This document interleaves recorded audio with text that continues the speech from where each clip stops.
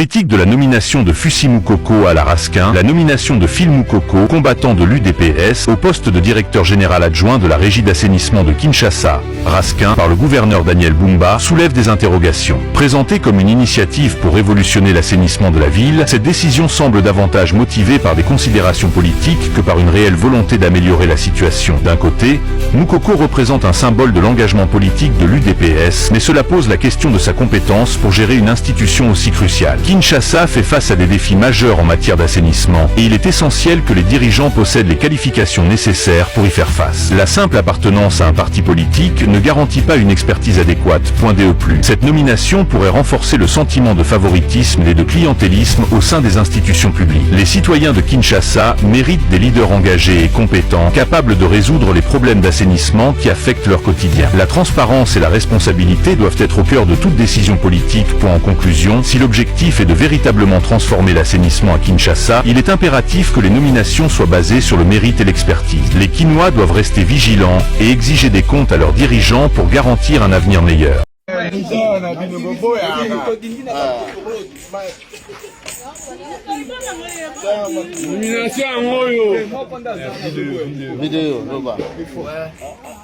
Je remercie le Seigneur, je remercie le président de la République, Pachi, je remercie le secrétaire général de mon parti, Augustin Kabouya Mwanabouté, je remercie le gouverneur de la ville, Daniel Bumba.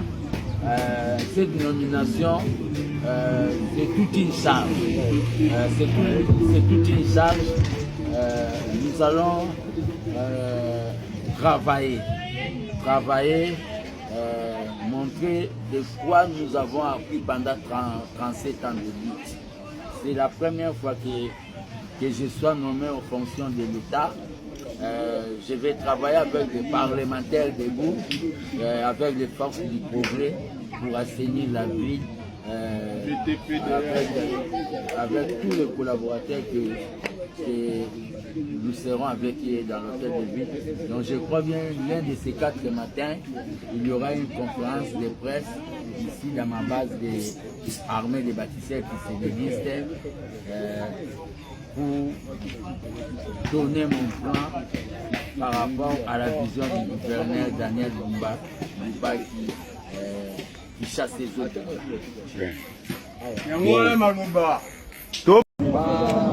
Babanga te, bobenganga na yambaka telefone. Bobenganga na 085 084 65 55. Na bandeli lisusu. 085 084 65 55. Place au bomoni fulu moko boye to na kobota neti ngomba. Bobengi poto ya to longolango, pe to tiapano, pe to pesa déjà instruction poto akoya kobwaka lisusu. Ya yemba neza kokanga. Oyo bakolongolango et kozwa ba disposition oyo babengi ya makasi cadre ya bougie d'assainissement des bougies.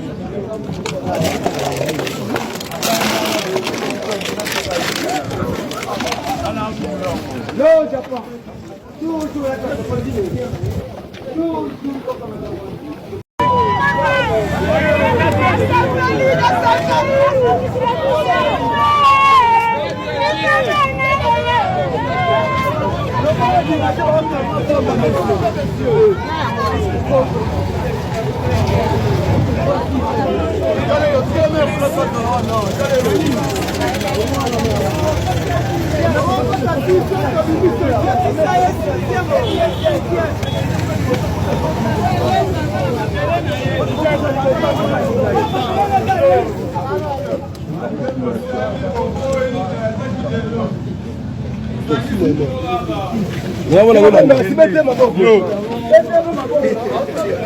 Agenda bungu nzamba otambola nyose genda bungu tambola meta bena makolo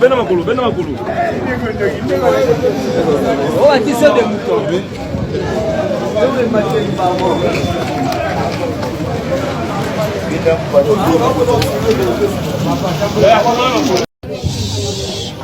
Merci beaucoup. La ligne de participer.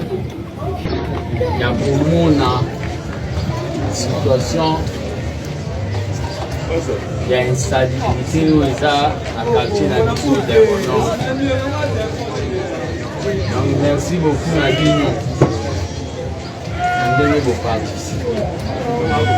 Nazasi na mikolo mingi te yawa. Na cadre ya oyo babengi la régie d'assainissement de Kinshasa. Raski. Là, on a directeur général adjoint chargé de technique pour Kika. On a pour Banda pour Sala Misala pour le Cali. L'assainissement à quartier de Bonom, quartier Martyr. Les abonnés. Oui! On a remercié Bino. Ndenge Boulaki de vous participer. Boye bisana bango. Soki to sali musala mbalo.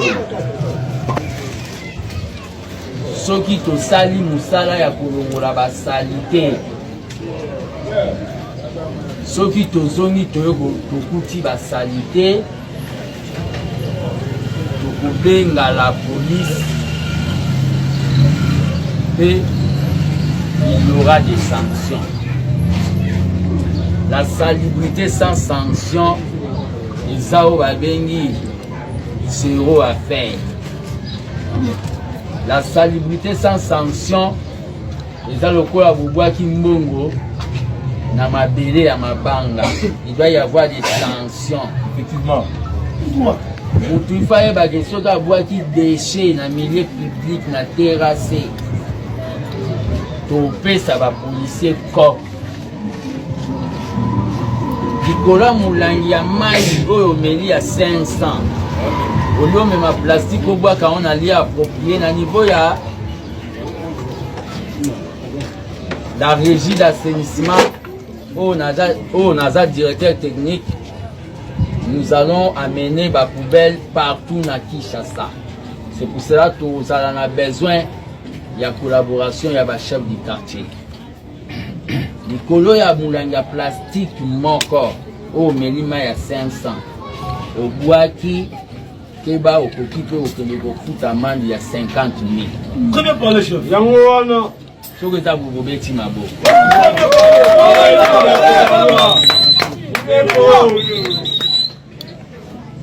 Pour Babilo, pour un plastique. Les obébissa, écologie, les obébissa, ça crée beaucoup de choses. So botani na terrasse nyonso to tamboli na sezuri awa ezakaka ba plastique. Na tondi mino botondi ba ebayaki sima. Na tondi bino botondi bozonga na kimia na maboka na to juger pe to bandango na ba commune difficile to sala ba bengi assainissement ya liboso ya lupangu te, c'est-à-dire nazo continuer comme atelier pe ko insister to kozala na besoin ya implication ya ba bourgmestre, to kozala pe na besoin ya soutien ya ba députés provinciaux. Donc c'est possible que Kinshasa est bon là, c'est possible. C'est possible. Donc c'est possible. Nous allons vraiment lancer une campagne de sensibilisation Yamakasi et après les sanctions viendront. Donc c'est ça. C'est la régie d'assainissement de Kinshasa. Ils en ont 5 missions. Mission Libolso et Raskini. Ils ont la propriété publique. Beto. Mission Mibale et Raskini. Ils ont l'air de salir Beto. Tozui ba immondis, ba déchets. Ils ont ba dengi évacuation. Troisième mission à Raskin, ils ont un embellissement. C'est-à-dire les Tolongoli, la Suana, Tongengi Sango, moi ba fleur, moi ba nini. Quatrième mission ya Raskin, déjà régulation, c'est-à-dire pour contrôler bato nyonso oyo basalaka misala ya bopeto ya assainissement. Et cinquième mission ya Raskin eza lutte antivectorielle. Omona wana basera mobutu baepompa, c'est-à-dire lutte antivectorielle. Pourquoi ntombola zala mayele papa nazo senga zala mayele biso bato ya bilobela oyo tokokende wapi na bana tokokende wapi komoni na tolobaka boye bato bamonaka esukaka bango na motema me bazozela mokolo yango nakozwa martin na ngai natie na mapeka nazokende vers brasa babengani nga te na kongo me nga moko mba yango tozosela. Je suis un enfant béni de Dieu. Par sa grâce, il accomplit toujours mes vœux. Tout ce que je touche rend les gens heureux. Il fera encore plus cette nouvelle année. J'ai eu un peu de temps ce que je n'aurais pu imaginer. Il m'a élevé faisant de moi un chevalier. Ce qu'il a fait pour moi, il le fera aussi pour toi. Par sa grâce, je suis devenu un témoignage. Oh, alléluia, je veux encore te remercier. Oh, alléluia, oh mon Dieu, je veux remercier. Je veux danser.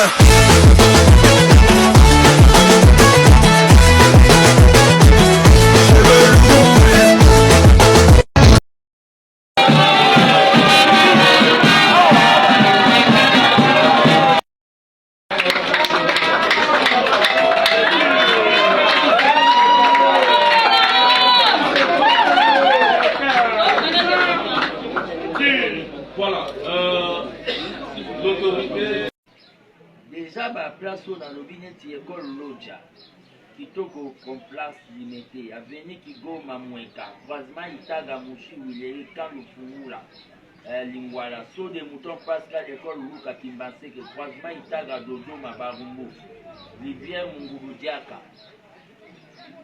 Nous, pour la population, tu as fait ça. Faut toi un satellite où il faut détecter par une ministre, c'est déjà, vous voyez que 95% il y a opinion. Ils sont en train de soutenir le travail qu'on va faire. C'est 95%. Mais les 5% où on va se douter, ici, ceux qui vont être patriotes, ceux qui vont être bien, ceux qui vont être patriotes, va faire ça tout savoir faire na bango ya ba savant wana bazana mo tobo ya mo pour l'intérêt de la nation aussi. Mais avec la participation ya ba kinoise et kinoise ndenge ba komi da kobenga, n'hésitez pas à signaler. N'hésitez pas, je félicite vraiment Bao ba signaler. Et je répète encore mon numéro.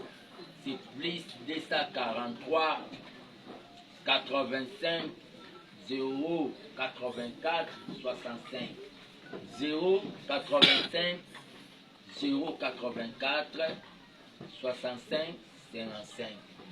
C'est ça mon numéro. C'est en 5% ya ba déchets et tikalaka. À cause ya ba dengi manque ya bangin. À cause de la absence de la volonté politique. Parce que la Mahamoutou, c'est la volonté politique. Nous avons commencé à descendre. On n'a pas eu dans un avenir proche. Beaucoup de monde a eu impression. Il y a des poubelles en sachet. Il y a 3 couleurs. Il y a 3 couleurs wana. Eza il y a ba foufou. Eza ya o ba bengi ba plastique. Eza ya o ba bengi ba milangi ba métal. Ça permettra que na niveau ya bandaku déjà traitement ya ba déchets et ça la déjà ntina oyo balobi bastation de transit. Bastation de transit eza bisika oyo banda kotika bafulu ezalaka plus de 61 oyo Union européenne ayaka nango nyonso ekufa.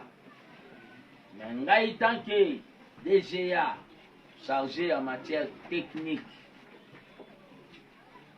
je compte na confiance oyo le gouverneur Daniel Bumba Pessingaï qui mettra les moyens pour que je puisse réaliser la mission au peuple azozela na ngai.